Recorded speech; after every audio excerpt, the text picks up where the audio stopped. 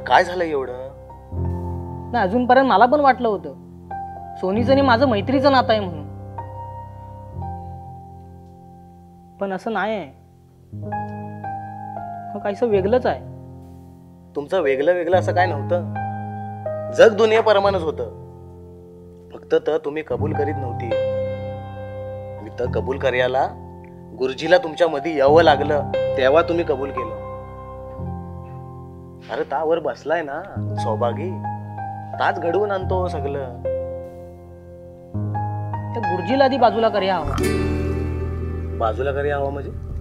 त्याची दोनका करता मी बरोबर नाही. त्याची गल्यात ढोपरा घातली ना, त्याला दाखवता मी गाडीची बेरिंग हारेची डेअरिंग बघ.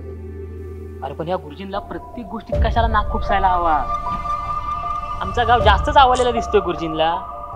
नुसतं गाव नाही आवडलाय, सोनी पण आवडलं असं म्हणतात बा. असं वाटतं ना, कानपडा इजवून टाकवी त्या मास्तरची.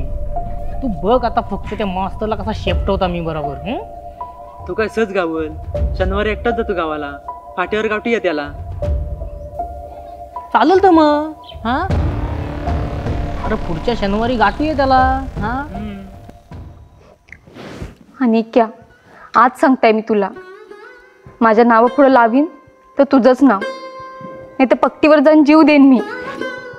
माझी शपथ आहे, तुला असलं काय केलंस तर पग्या. धोदिया आंब्याच्या समक्ष मला काय वचन दिलेलंस तू?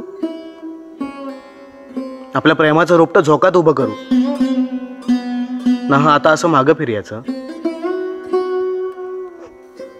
लग्न करतात आहे काय तुझं? आता दाखवतो त्यांना ह्या इक्याची कला काय असते ती.